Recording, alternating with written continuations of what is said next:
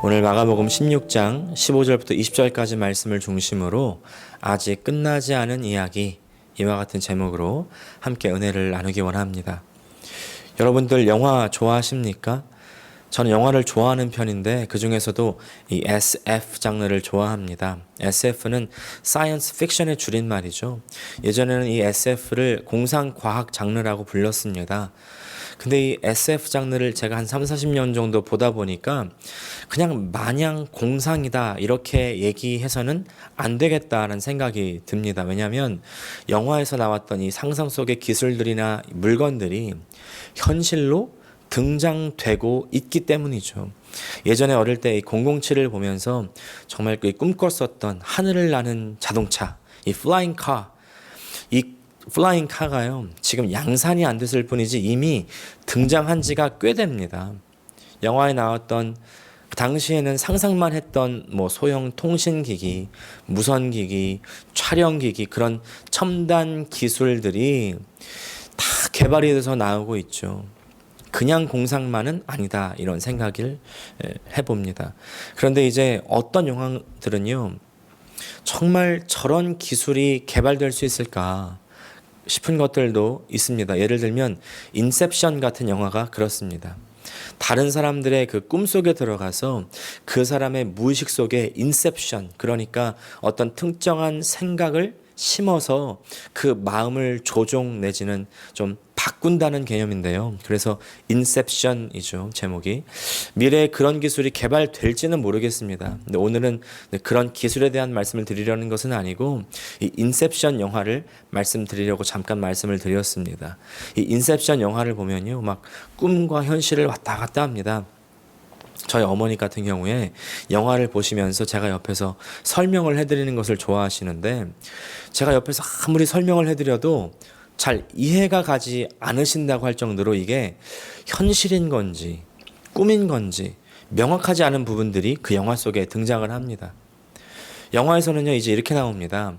꿈속에 들어갔다가 완전히 그 꿈의 세계에 빠져버리면 현실로 나올 수가 없다는 것입니다. 그래서 그 꿈의 세계에서 나와야 되는데 이게 꿈인지 꿈이 아닌지를 구분할 수 있는 그런 도구를 써야 한답니다. 이제 그 도구를 통해서 주인공들은 이게 꿈인지 현실인지를 구분할 수가 있고 이제 거기서 나오겠다는 그런 의지를 가지게 되는데, 이 주인공들 중에서도 가장 메인 캐릭터인 레오나르도 디카프리오가 꿈속에서 자신의 그 도구, 영화 속에서는 토템이라고 하는데 그 토템은 팽입니다. 팽이를 돌려서 그 팽이가 쓰러지지 않고 계속 돌아가면 꿈이고요, 또 팽이가 쓰러지면 이제 현실 세계인 겁니다. 근데 영화 가장 마지막 부분에, 죄송합니다, 혹시 여기서부터는 이제 스포일러가 될 수가 있는데 영화를 안 보셨거나 안 보신 분들 중에서도 또 특별히 이 결말을 듣고 싶지 않다고 하시는 분들은 눈과 귀를 좀 막아주시기를 바랍니다. 1분만 막아주시면 됩니다. 자, 이제 스포일러 시작합니다. 영화 가장 마지막 부분에 이 주인공 리오나르도 디캐프리오가 팽이를 탁 돌리는 거예요. 근데 꿈인지 현실인지를 구분하기 위해서 돌리는 팽이가 쓰러질 듯 하다가 돌아가다가 그대로 영화가 딱 끝이 나는 겁니다. 처음에는 영화를 보는데 와, 이게 뭐지? 팽이가 쓰러지는 건지 안 쓰러지는 건지 결말이 애매하게 끝나가지고 혼란스러운 겁니다. 네, 이제 스포일러 끝났습니다. 귀를 막으셨던 분들 다 떼셔도 괜찮습니다. 이제 끝이 나기는 났는데 확실하게 결말이 지어지지 않고 끝나는 것, 이런 것들을 사실 부르는 용어가 있죠. 열린 결말이라고 합니다. 독자나 관객들이요, 참 답답한 노릇이죠. 아니 도대체 어떻게 되는 거야? 마무리는 좀 잘 지어주고 끝내야지. 성격이 뭔가 좀 확실한 것들을 좋아하시는 분들은요, 좋아하지 않는 결말이죠. 이제 단점으로는 답답함을 들 수 있지만 사실 열린 결말에도 장점은 있습니다. 독자들이나 이 관객들로 하여금 상상의 나래를 펼치게 한다는 거죠. 그리고 이제 다 보고 난 뒤에 관객들이나 독자들이 서로 이야기를 할 그런 화제를 던져주는 겁니다. 그래서 그 작품 이후의 세계에 대해서 깊이 생각해 보게 하는 것이죠. 그런데 이제 우리 성경에도요, 이 열린 결말로 끝나는 책들이 꽤 많이 있다는 것을 아십니까? 그리고 마가복음이요, 아주 대표적인 경우입니다. 오늘 본문에 마가복음의 가장 마지막 부분이에요. 근데 오늘 본문의 성경으로 이 미국 교회에서 설교를 하려고 하면요, 아마 많은 미국 성도들이 당황하게 될 수가 있습니다. 왜냐하면 오늘 우리가 읽은 이 마가복음 16장의 부분, 특별히 9절부터 20절까지의 그 부분들은요, 기록이 되어 있지 않은 버전의 성경들이 꽤 있기 때문입니다. 꽤 있기 때문이에요. 성경 버전에 따라서 이 마가복음 16장 9절부터 20절까지의 본문을요, 넣기도 하고 넣지 않기도 합니다. 그러니까 어떤 성경은 8절에서 다 끝이 나는 겁니다. 그러니까 오늘의 본문으로 설교를 하려고 하면 미국 성도들, 특별히 그런 성경을 8절에서 다 끝나는 성경을 갖고 있는 그런 성도들은요, 당황하는 거죠. 이단 아니야? 네. 사실 한국의 성경에도요, 이런 힌트를 발견할 수가 있는 부분이 있습니다. 9절부터 20절까지의 그 부분을 괄호로 이렇게 표시하는 성경이 있기도 하고요. 또 어떤 성경에는 이제 주석을 달아서 밑에 어떤 사본에는 9절부터 20절까지가 없음, 이렇게 적어놓고 있는 성경도 있습니다. 어떤 분들은요, 아니 목사님, 성경이 어떻게 이럴 수가 있습니까? 잘못된 거 아닙니까? 이렇게 묻는 분들 있을 수 있죠. 그러나 비슷한 부분 여러분 발견하신 적 있지 않습니까? 우리가 이미 마가복음 9장에서 함께 살펴봤던 것처럼 이제 필사자가 필사하면서 전파되어 나갈 때에 필사자의 실수나 의도가 들어갈 수가 있는 것입니다. 성경에 오류가 있는 것이 아니라 조금 더 강조하는 부분 정도로 바라볼 수가 있었다고 말씀을 드렸습니다. 특별히 이 마가복음 16장 같은 경우는요, 9절부터 20절까지의 그 말씀이 더 추가가 되어 있는 거예요. 초기 사본들에서는 발견되고 있지는 않지만 그러나 그 후기의 사본들에서는 대부분 첨가가 되어 있을 정도로 정경으로 인정받고 있습니다. 하지만 여기에요, 큰 메시지가 있습니다. 오늘은 그 말씀을 좀 드려보려고 합니다. 가장 이 초기의 사본들에서 발견되는 마가복음 16장 1절부터 그 8절까지의 말씀, 그 말씀에서는 예수님의 부활을 발견하는 내용이 나옵니다. 안식일이 지나서 두 마리아와 그리고 살로메가 예수님의 시신에 향품을 발라드리기 위해서 향품을 샀는데 오히려 빈 무덤을 발견하고 나서는 놀라는 장면입니다. 그리고 8절로 다 끝이 나는 거죠. 8절 말씀. 그들은 뛰쳐나와서 무덤에서 도망하였다. 그들은 벌벌 떨며 넋을 잃었던 것이다. 그들은 무서워서 아무에게도 아무 말도 못하였다. 이 마가복음은요, 주로 로마에 있는 교회들 성도들에게 예수님을 알리기 위해서 쓰여진 글로 알려져 있습니다. 그런데 마지막에 그냥 놀랐다, 이렇게 끝나고 있는 거예요. 이 편지나 이 글을 읽는 사람들은 아마 이게 뭐야? 그래서 어떻게 됐다는 건가 궁금하지 않았겠습니까? 근데 그 당시는 언제냐면요, 사실 예수님께서 승천하신 지 얼마 되지 않았을 때예요. 보통 이 마가복음의 저작 연대를 65년 정도로 보고 있는데, 그렇다고 한다면 33년 반의 인생을 사신 예수님께서 승천하신 지 30년이 조금 넘었을 때입니다. 예수님의 제자들이 대부분 살아있고 사도로서 여러 교회들을 이끌고 있을 그때, 특별히 이 마가복음 같은 경우에 사도 베드로의 영향을 많이 받았는데, 그 사도 베드로가 65년경에 로마에서 순교했다고 전해지고 있는데요. 그 진위는 정확하게 모른다고 해도 이제 마가복음이 쓰여져서 사람들에게 읽히고 들려질 그 당시에 설령 이 마가복음이 조금 이상하게 끝맺음을 맺었다고 해도 그 이후에 이 사건들이 어떻게 진행됐는지, 사람들이 어떻게 변화되었는지, 어떻게 교회들이 나타났는지, 그것들을 증언해 줄 사람들, 그것도 그냥 증언하는 것이 아니라 아주 생생하게 현장에서 경험하고 증언해 줄 사람들이 많이 있는 거죠. 직접 예수님을 겪었던 사람들, 병고침을 받았던 사람들, 또 따라다녔던 사람들, 그런 제자들, 또 여인들, 그런 사람들이 여전히 살아있어서 그 마가복음 이후를 채워줄 수가 있었던 것입니다. 이 사람들이 예수님의 은혜를 증언하고 전달하는 것이죠. 여러분, 예수님의 은혜는, 그 복음은 전달되는 것입니다. 그러나 이제 시간이 흐르고 흘러서 그 이유를 직접 증언해 줄 수 있는 사람들이 없게 되었을 때, 당시에 했던 그런 얘기들이 이제 첨가가 되는 것입니다. 그래서 부활 이후에 이런 일들이 있었다. 예수님께서 부활하시고 무덤이 비어 있었고 천사가 예수님이 부활하셨다고 말하고 사람들은 다 놀랐다. 이것이 이제 8절까지인데, 이렇게 끝나는 것이 아니라 예수님께서 부활의 몸으로 나타나셔서 제가 2주 전에 말씀드렸던 대로 여인들에게 보여주시고 또 제자들에게 보여주시고 또 제자들의 마음을 위로하시고 그들의 믿음을 굳건하게 하셨다. 이것이 바로 우리들에게 예수님의 부활의 참된 의미와 목적이다, 이렇게 말씀을 드렸습니다. 예수님의 부활은 그냥 단순히 막연하게 예수님 다시 살아나셨지, 나도 영원히 다시 살아나나 보다, 다시 살겠나 보다, 이러고 끝이 아니라 예수님의 부활은 나를 위로하고 믿음을 주시고 나를 굳건하게 해주시는 것입니다. 이것이 이제 2주 전 주일의 말씀이고, 이제 오늘 우리가 나누는 말씀은 그 믿음을 굳건하게 하신 후에 그 믿음을 굳건하게 한 그 믿음의 사람들, 예수님의 사람들이 이제 어떻게 살아야 할지를 말씀하는 것이죠. 그런 이야기들이 이 마가복음의 가장 마지막 부분에 들어가게 되는 것입니다. 그리고 그 이야기들을 후대에 전하게 되는 것입니다. 무슨 말입니까?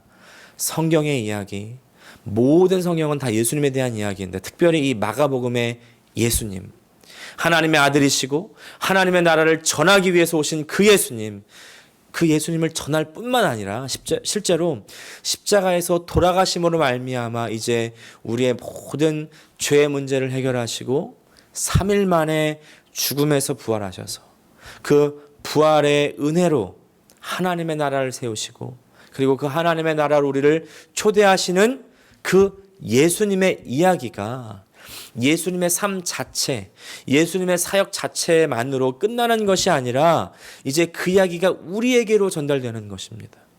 그 예수님의 이야기가 제자들에게 전달되고 다른 믿는 이들에게 전달되는 것이죠. 그래서 성경의 이야기는 끝나지 않습니다. 마가복음이 처음에 16장 8절에서 여인들이 천사의 그 예수님께서 부활하셨다는 그 이야기에 놀랐다는 이야기로 끝날 수 있었던 이유가 뭐였을까요?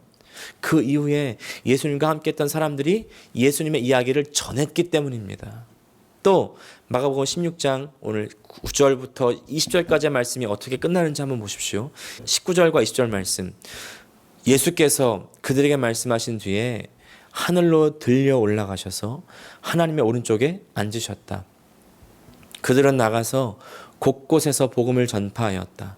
주님께서 그들과 함께 일하시고 여러 가지 표징이 따르게 하셔서 말씀을 확증하여 주셨다. 예수님께서 승천하시고 그리고 함께 하시고 말씀을 확증하여 주셨다. 이게 16장 8절의 엔딩도 사실 좀 이상하지만 16장 20절의 엔딩도 못지 않습니다. 아니, 예수님께서 승천하셔서 하나님의 오른쪽에 앉으셨고 그 다음에 사람들이 복음을 전했는데 그 다음에 도대체 어떻게 되었다는 겁니까? 이 엔딩도 엔딩이기는 한데 엔딩인 듯 엔딩 아닌 엔딩 같은 그런 엔딩이죠. 이제 전도자들이 복음을 전도했고 그리고 그 다음 이야기가 막 진행될 것 같은데 뚝 끊겨버리죠. 또 무슨 말입니까? 예수님의 부활도 제자들이 서로에게 전하고 받은 것처럼 이제 그 예수님에 대한 복음, 그 예수님이 열어주신 하나님 나라의 복음을 그 제자들이 전했고 그리고 이 복음을 읽고 듣는 우리들이 또 받았고 또 이제 받은 우리가 다시 전할 차례라는 것입니다. 성경의 이야기는 끝나지 않습니다. 성경의 이야기는 이어집니다. 하나님으로부터 다 아담으로, 그리고 아담에서 노아로, 모세로, 다윗으로, 여러 가지 왕들과 선지자들로, 그리고 예수님께로 이어졌고요. 예수님을 통해서 또 제자들로, 그리고 제자들을 통해서 교회들로 이어지는 것입니다. 예수님 통해서 제자들까지 이어지는 그 이야기가 바로 사복음서 이야기죠.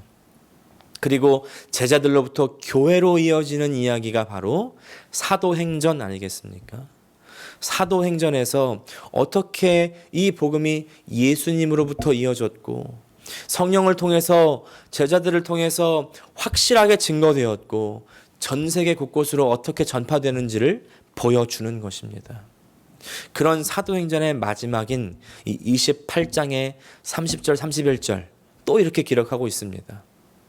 바울이 온 이태를 자기 셋집에 머물면서 자기에게 오는 사람을 다 영접하고 하나님의 나라를 전파하며 주 예수 그리스도에 관한 모든 것을 담대하게 거침없이 가르치더라. 아멘. 이 사도행전의 마지막도 마찬가지입니다. 뭔가 엔딩이 끝나지 않은 것 같은 엔딩이죠. 영화나 소설로 따지면 이제 닫히지 않은 열린 결말입니다. 바울이 자기에게 찾아오는 사람들에게 복음, 자 여기서도요 보시면 복음이 그냥 복음이 아니라 바로 하나님의 나라입니다. 그리고 예수 그리스도입니다. 이 두 가지가 가장 중요한 것이죠. 복음이라고 해서 그냥 우리가 예수님께서 십자가에 죽으시고 다시 사셨구나, 부활하셨구나, 이 메시지가 당연히 핵심적이지만 그러나 이것만 기억해서는 우리의 신앙생활은 단편적일 수가 있습니다. 예수님의 십자가 부활을 우리가 알고 영접하면, 받아들이면, 믿으면 그 다음에 어떻게 한다는 거예요? 바로 하나님의 나라로 들어간다는 것입니다. 제가 하나님의 나라 하면 어떤 단어와 연결을 지으라고 말씀을 드렸어요? 기억나십니까? 하나님의 나라 하면 다스림. 나라, 다스림. 그래서 하나님의 나라는요, 하나님의 다스림입니다. 그래서 하나님의 나라, 하나님의 다스림 속으로, 하나님의 소속으로 들어간다는 거예요. 그것이 바로 복음입니다. 그리고 예수님으로부터 사도들에게로, 또 사도들로부터 바울로 전파되는 이 복음, 선교사님들을 통해서 이제 우리들에게 왔습니다. 그리고 우리들은요, 이제 이 다음의 성경을 계속해서 써나갈 책임을 맡은 것입니다. 제가 참 좋아하는 표현이 하나 있는데요. 바로 Acts 29이라는 표현입니다. 사도행전 29장. 우리가 지금 갖고 있는 이 사도행전은요, 28장으로 끝이 나지만 그러나 우리의 삶에서 사도행전 28장을 넘어서 29장을 써 나가자는 의미예요. 제가 찾아보니까 이 표현을 쓰는 곳이 전 세계적으로 참 많이 있더라고요. 근데 한국에서도 한 군데 쓰는 곳이 있습니다. 바로 온누리교회입니다. 제가 보스턴에 잠깐 있었을 때에 그 보스턴 온누리교회를 몇 번 간 적이 있는데 강단 뒤편에 한 글자 써 있습니다. Acts 29. 제가 이제 Acts 29에 대해서 좀 찾아보니까 하영조 목사님께서 이제 온누리교회를 개척하면서 사도행전적 교회를 추구해야 된다. 그러면서 세웠던 비전이 바로 Acts 29이었습니다. 사도행전의 역사를 이어 나가는 교회가 되겠다는 겁니다. 정말 멋진 비전 아닙니까? 사실 굳이 Acts 29이라고 이렇게 쓰지 않아도 우리 모든 믿는 이들, 주님을 따르는 우리 예수님의 제자들은요, 다 우리의 삶에서 사도행전 29장을 쓰고 있습니다. 또 마가복음 16장 20절 이후 그 21절 또 마가복음 17장을 쓰고 있는 거예요. 성경은 아직 끝나지 않았습니다. 우리는 우리의 삶을 통해서 계속 그 이후를 써 나가야 됩니다. 아멘이십니까? 근데 또 이렇게 말씀드리면요, 아이고 목사님, 저는 집에서 아무것도 안 하고 있어요. 저 너무 부족한데요. 제까짓게 무슨 성경을 쓰고 사도행전을 쓰고 마가복음의 뒷부분을 씁니까?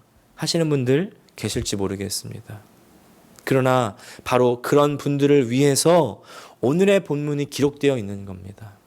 15절과 16절 말씀입니다. 또 예수께서 그들에게 말씀하셨다.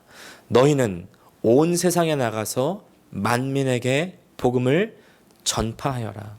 믿고 침례를 받는 사람은 구원을 얻을 것이요 믿지 않는 사람은 정죄를 받을 것이다. 예수님께서 그들에게 말씀하셨다라고 할 때 그들은요 바로 제자들입니다. 그런데 이 제자들은 어떤 제자들입니까? 14절 그 후에 11제자가 음식 먹을 때에 예수께서 그들에게 나타나사 그들의 믿음 없는 것과 마음이 완악한 것을 꾸짖으시니 이는 자기가 살아난 것을 본 자들의 말을 믿지 아니함일러라. 이 제자들이 어떤 제자들이냐면 아주 예수님 말씀을 잘 따르고 말씀 잘 듣고 모범적인 그런 제자들이 아니고, 이 제자들은요 말귀도 못 알아듣습니다. 믿음도 없습니다. 직접 보여줘도 믿지 못하는 그런 제자들입니다. 그래서 14절에 예수님께서 호되게 꾸짖기까지 하시잖아요. 그런데 정말 이상하고 놀라운 사실은요, 그런 제자들에게 이 복음을 맡긴다는 사실입니다. 방금 전까지 그렇게나 믿음이 없어서 예수님께서 직접 부활의 모습을 보여주셨음에도 예수님을 믿지 못했던, 그렇게 혼났던 그 제자들에게 예수님께서는 복음을 맡긴다는 것입니다. 이것은 어떤 사실을 우리에게 알려주겠습니까? 바로 오늘의 세 번째 중점, 복음 전파는요 사람에게 달려있지 않다는 것입니다. 복음 전파는요 사람에게 달려있지 않습니다. 복음을 전하는 그 사람이 어떤 조건의 사람이고 뭘 잘하고 뭐가 뛰어나고 뭐가 탁월하기 때문에 그 복음이 잘 전파되는 것이 아닙니다. 제자들 보세요. 이 제자들은 믿음도 지지리도 없는 사람들이었습니다. 예수님께 꾸중만 듣는 사람들이었습니다. 그러나 예수님께서는 이들에게 복음을 맡기시고 그 복음은 그런 제자들을 통해서 전파가 되는 거죠. 여기에 사실 한 가지 비결이 있었습니다. 아까 사도행전에 봤지만 성령께서 임하니 되는 겁니다. 사람의 그 어떠함이 이 개입될 여지가 전혀 없는 거죠.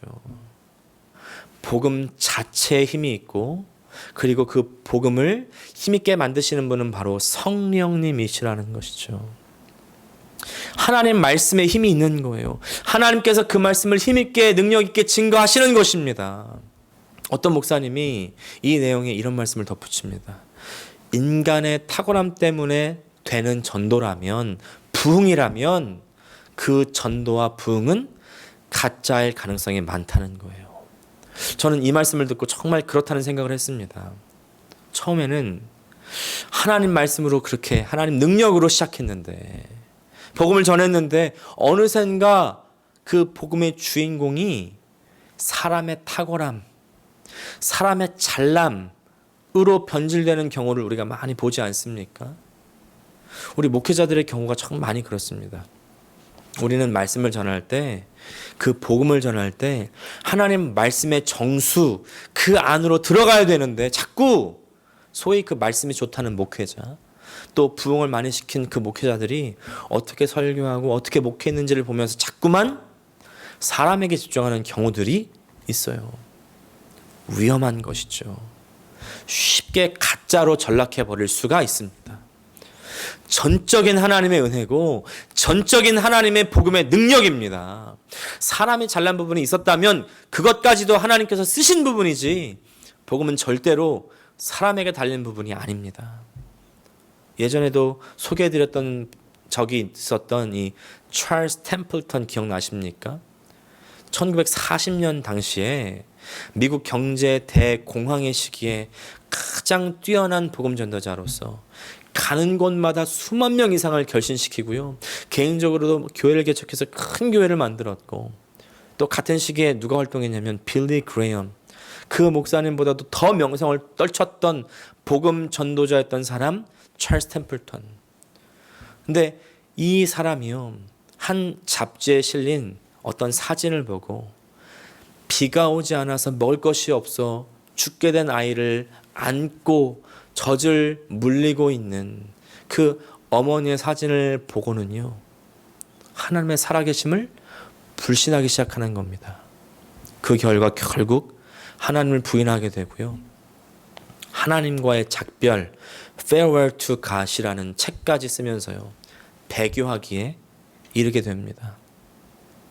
엄청난 재능이 있었던 사람, 달변가였던 사람, 사람도 막 모으고 부흥시킬 수 있었던 사람.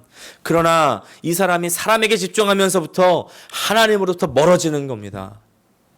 어느샌가 가짜가 되어버린 것이죠. 우리가요, 예배 시간에 자꾸 감동을 얻으려고 하는 분들이 있어요. 근데 이런 분들 사실 조심해야 됩니다. 그 감동이요, 하나님으로부터 온 것인지 아니면 사람으로부터 온 것인지를 잘 분별해야 됩니다. 내가 하나님 말씀을 깨달아서 내 영혼이 기쁜 것인지, 아니면 명문장과 달변과 또 좋은 예화들로 내 감정이 아주 좋고 만족하고 흥분된 것인지를 잘 분별할 수 있어야 됩니다.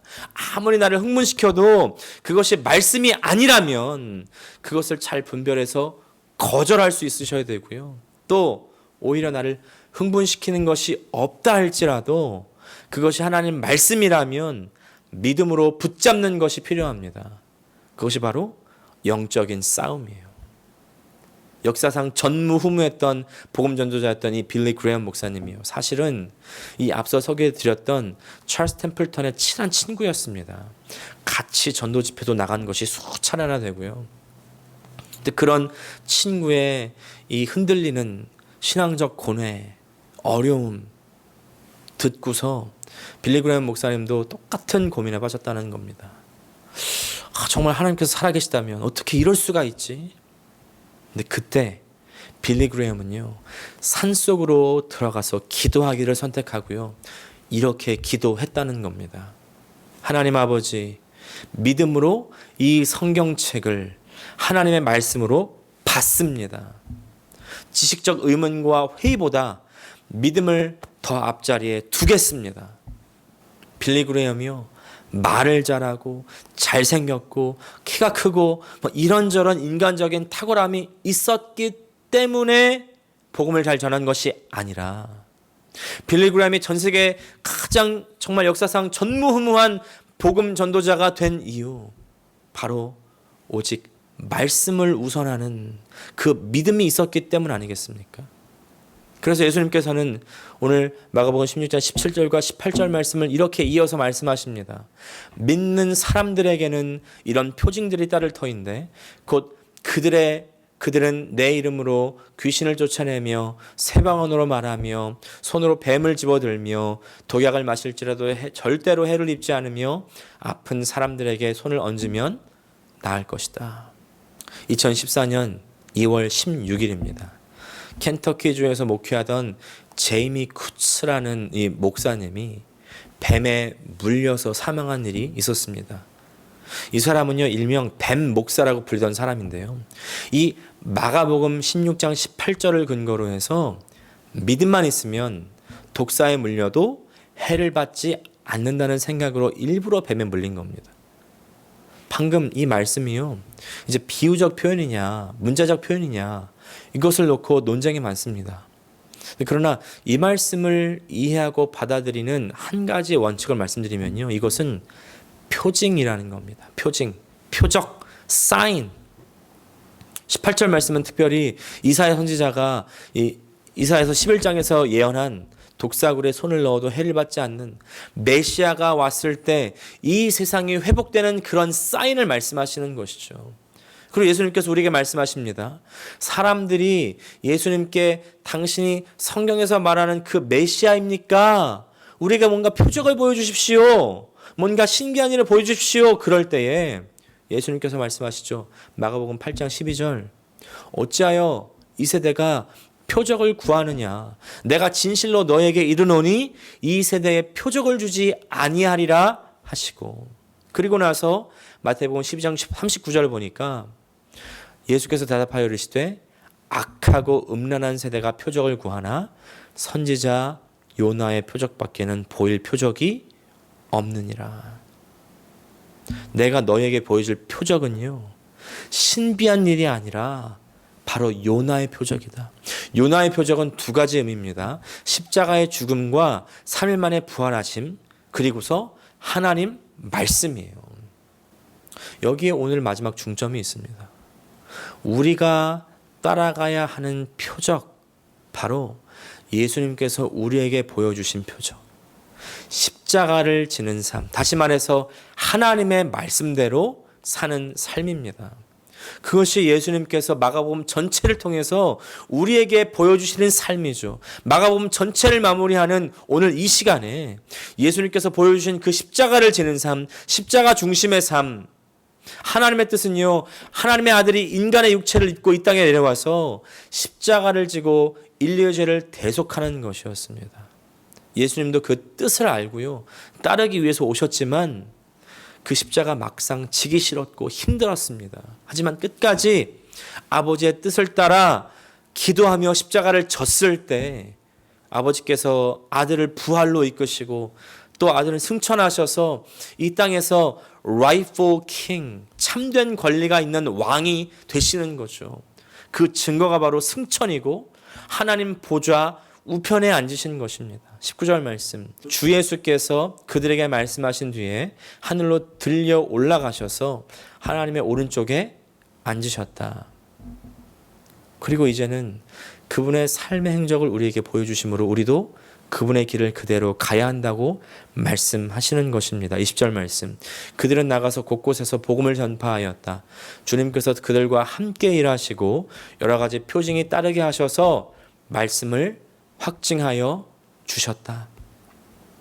표징, 표적, 그 십자가와 말씀을 따르는 삶을 살 때에 주님께서 함께 해주시고 하나님 말씀을 확증해 주십니다.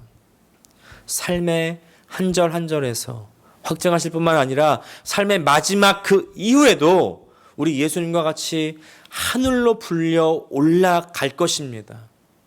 마가복음의 열린 결말은요, 예수님을 따라가는 우리를 이 path로, 그 길로 인도하시는 거예요. 예수님의 삶의 방향으로 초청하십니다. 그것이 바로 예수님께서 주시는 구원입니다. 사랑하는 여러분, 마가복음 아직 끝나지 않았습니다. 오늘 예수님께서 가신 그 십자가의 길, 하나님의 말씀을 따르는 삶을 따라감으로 말미암아 끝나지 않은 마가복음의 이야기를 이어나가는 우리 모두가 되시기를 간절히 축복합니다. 기도하겠습니다. 하나님, 우리 아버지, 우리에게 하나님 말씀을 주실 때에 그 말씀이 하나님의 예언으로서는 완결되었지만 그러나 계속 그 이야기가 끝나지 않고 우리까지 연결되게 하심을 감사합니다. 우리가 우리의 삶 속에서 그 예수님의 진리와 또 사도들의 전한 그 복음, 하나님 나라의 복음, 하나님의 다스림 그 소속 가운데로 들어가는 그 복음의 이야기가 우리 삶에서 확장될 뿐만 아니라 또 우리를 통하여 다른 믿지 않은 사람들에게 또 나라들에게 민족들에게 전파되게 하여 주시옵소서. 우리에게는 힘이 없습니다. 그러나 하나님 말씀에 힘이 있으시오니 그 말씀을 꼭 붙들고 살아갈 수 있는 우리가 되게 하여 주시옵소서. 예수님의 이름으로 기도합니다. 아멘.